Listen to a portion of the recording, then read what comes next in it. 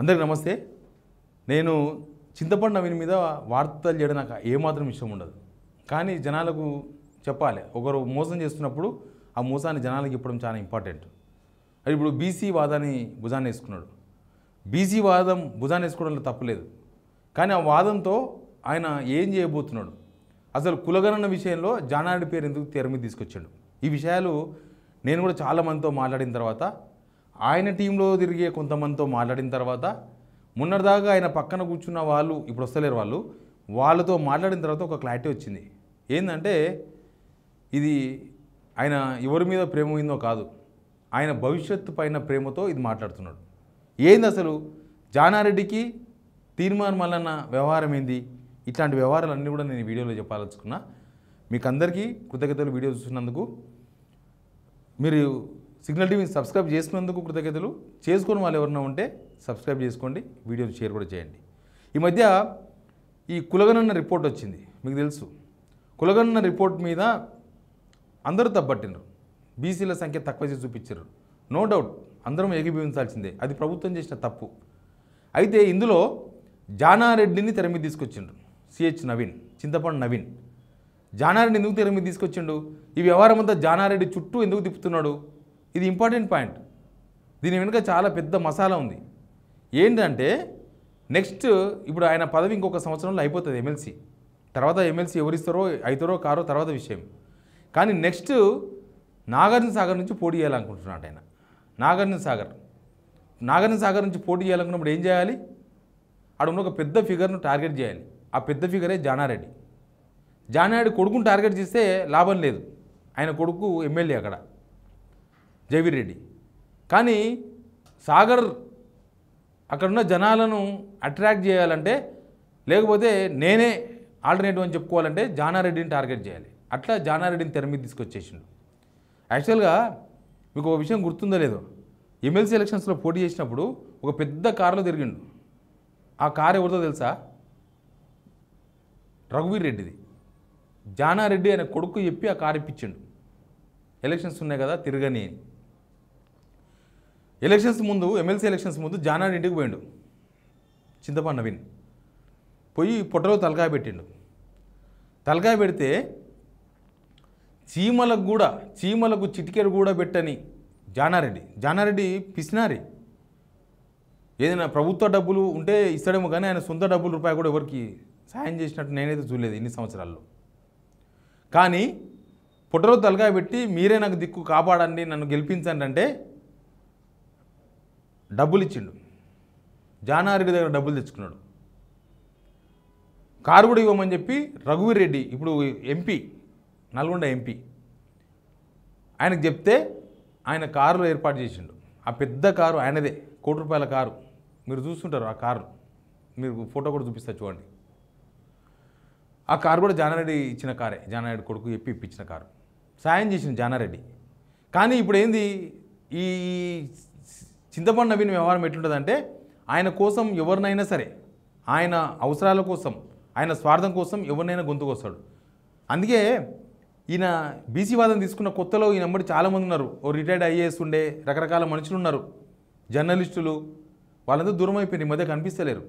కనీసం Congress party suspend చేస్తే ఈయన వెంబడి మొన్నటిదాకా బహిరంగ సభలని, లేకపోతే తాజ్ కృష్ణ హోటల్స్లో మీటింగ్స్ పెట్టిన వాళ్ళు ఇప్పుడు ఎవరు వస్తలేరు.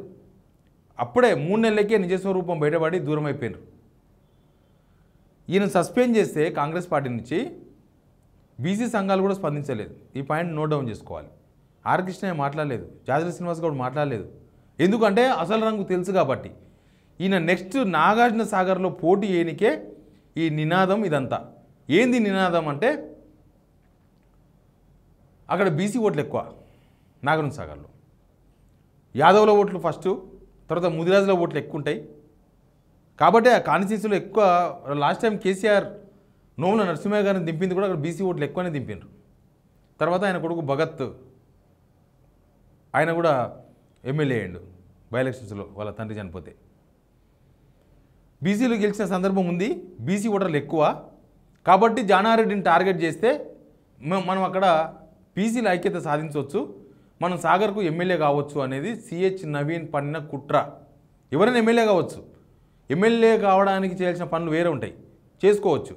కానీ ఇక్కడ బీసీ తమ్ముళ్లను, బీసీ అన్నలను అందరిని మోసం చేయడానికి, తను ఎమ్మెల్యే కావడానికి ఒక పెద్ద మనిషిని టార్గెట్ చేసి ఒక వాదం వినిపించడంలో కూడా తప్పులేదు. కానీ మోసం చేసి వాదం మాటన ఉన్న మోసాన్ని నేను చెప్తున్నా.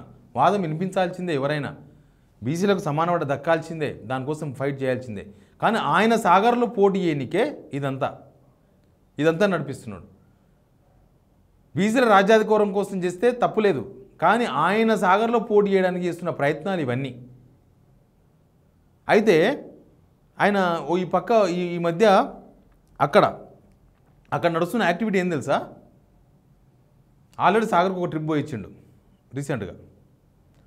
ప్లస్ సాగర్లో వాట్సాప్ గ్రూపులు క్రియేట్ అయిపోయినాయి, అప్పుడే సోషల్ మీడియా ప్రచారం స్టార్ట్ చేసేసిండ్రు తీర్మానం అన్న టీం. ఆల్రెడీ ఆయన మాట్లాడుతున్నవన్నీ కూడా ఎక్కడ రాష్ట్రంలో ఎక్కడ షేర్ అవుతున్నాయో నాకు తెలియదు, కానీ సాగర్లో చాలా వాట్సాప్ గ్రూపుల్లో షేర్ చేయడానికి ఒక టీం తయారు చేసుకున్నాడు. వాళ్ళు ఏం లేదు, ఈయన వార్త రాగానే ఈయనకు సంబంధించిన ఈయన మాట్లాడంగానే తీసుకుపోయి గ్రూపులు వేయాలి.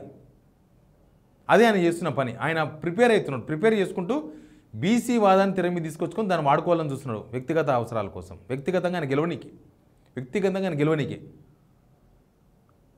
లేకపోతే ఈయన గతంలో 7200 గుర్తుందా? ఏమైంది? 7200 ఎటుపోయింది? రైట్ టు రికాల్ ఎటుపోయింది? రైట్ టు రికాల్ గురించి మాట్లాడుతున్నారా? అవసరానికి వాడుకున్నాడు, అవన్నీ కూడా రైట్ టు రికాల్ అవసరానికి వాడుకున్నాడు. 7200 7,200 మంది ఎలిమలు ఉన్నారు, వాళ్ళందరినీ నేను ఏం చేస్తున్నాడు చూడమన్నాడు. ఏం చేసిండు? ఏం చేయలేదు, వాడుకున్నాడు. జనాలను రెచ్చగొట్టడానికి వాడుకున్నాడు. స్టార్టింగ్లో దళితులను వాడుకున్నాడు. తర్వాత ఈ మధ్య ప్రెస్ మీట్లో ఒక జెండా కనబడదు, గుర్తుందా? చూడండి, ఈ జెండా కలర్సు బీసీ జెండా కాదు. మీరు జాజుల శ్రీనివాసాన్ని వేసుకునే కండువా చూడండి ఒకసారి, ఆల్మోస్ట్ బ్లూ కలర్ ఉంటుంది. మిగతా వాళ్ళు కూడా, మిగతా సురేష్ గారు ఉంటారు, రాజ్యాధికార సమితి అధ్యక్షులు, వాళ్ళు వేసుకునే జెండాలు చూడండి, మెడలో కండువా చూడండి. బీసీ ఉద్యమకారులందరూ కూడా బ్లూ కలర్ కండువా వేసుకుంటారు. కానీ ఇది డిఫరెంట్గా ఉంది. ఈ జెండా ఏం తెలుసా? ఆయన గతంలో నాకున్న గుర్తు ఇది, తెలంగాణ నవనిర్మాణ సమితి అని ఒక పార్టీ పెడతాం ప్రకటించి జైలుకి వెళ్ళి రాగానే అప్పుడు కనిపించినట్టు నాకు గుర్తుంది. లేకపోయినా ఈ జెండాను రేపు ఏదైనా ఒక పార్టీగా పెట్టుకోవడమో, లేకపోతే రేపు సాగర్లో పోటీ చేయడానికి ఈ జెండాను ఇప్పటి నుంచి జనాలకు తీసుకుపోయే ప్రయత్నం చేస్తున్నాడు. అందులో భాగమే ఇదంతా. ఆ జెండాను అబ్జర్వేషన్ చేయండి ఒకసారి, ఆయన కండువాని అబ్జర్వేషన్ చేయండి. ఆ కండువా బీసీ ఉద్యమానికి సంబంధించిన కండువా కాదు అది. ఆ కండువాలు వేరే ఉన్నాయి. ఆ కండువాలు కాదని ఈయన కొత్తగా బీసీ చేసిన తెర మీద తీసుకొచ్చిన కండువా ఇది. అక్కడ కూర్చున్న వాళ్ళు, చుట్టుపక్కల కూర్చున్న వాళ్ళు, ఆ ప్రెస్ మీట్లో కూర్చున్న వాళ్ళందరూ వాళ్ళందరూ అదే కండువా వేసుకున్నారు. వాళ్ళు ఇప్పుడు కొత్తగా అటాచ్ అయ్యారు. కొన్ని రోజుల తర్వాత వాళ్ళు నిజాలు తెలుసుకుంటారు.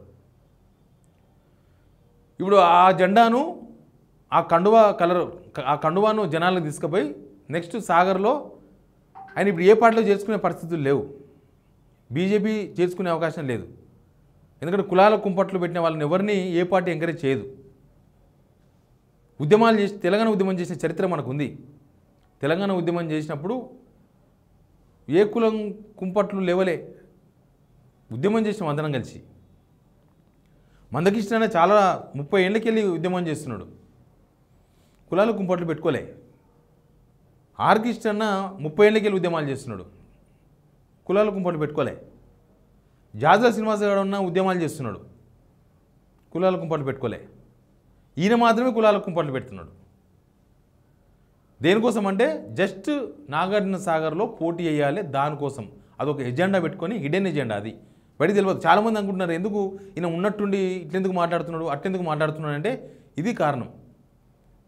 సాగర్లో పోటీ చేయాలనే ఉద్దేశంతోనే ఇదంతా చేస్తున్నాడు. అందుకే ఆ కండువాలు, కొత్త కండువాలు జనాలకు తీసుకుపోయే ప్రయత్నం చేస్తున్నాడు. అందుకే జానారెడ్డిని టార్గెట్ చేస్తున్నాడు. ఇది నాకు ఎవరో చెప్పిన మాటలు కాదు, నేను కూడా అందరూ అడుగుతున్నాడు. కానీ అసలు ఎందుకు, ఏమైంది, అసలు ఎందుకు ఇట్లా మాట్లాడుతున్నాడు, ఏమైంది? దీనిక రేవంత్ రెడ్డి హస్తం కూడా ఉంది, నో డౌట్. రేవంత్ రెడ్డి హస్తం కూడా ఉంది. రేవంత్ రెడ్డి ఫ్యూచర్ ప్లానింగ్లో ఈయన కూడా ఒక పాత్రధారుడు. ఆయన సస్పెండ్ అయిన తర్వాత కూడా గవర్నమెంట్లో ఉన్న పని కావాలంటే పలానా నాయనకు ఫోన్ చేయడానికి పని అయిద్దని చెప్పించిండు రేవంత్ రెడ్డి. రేవంత్ రెడ్డితో కలిసి దందాలు చేస్తున్నాడు, రేవంత్ రెడ్డి తమ్ముళ్ళతో కలిసి దందాలు చేస్తున్నాడు. మరి బీసీలతో కలిసి చేసి కదా దందా, బీసీలు ఎదుగుతారు కదా పాపం. రేవంత్ రెడ్డి వాళ్ళ అన్నదమ్ములతో ఎందుకు చేయాలి దందాలు? ఇది నేను ఈ వీడియో ఎందుకు చేస్తున్నానంటే ఆయన నినాదం వెనుక ఏం ప్రయోజనం ఉంది అని చెప్పే ప్రయత్నం నాది. నినాదంలో నిజం ఉంది, కానీ ఆ నినాదం వెనుక ఇట్లాంటి స్వార్థ ప్రయోజనం కూడా ఉంది అని చెప్పడానికి వీడియో చేస్తున్నా. Please subscribe signal TV.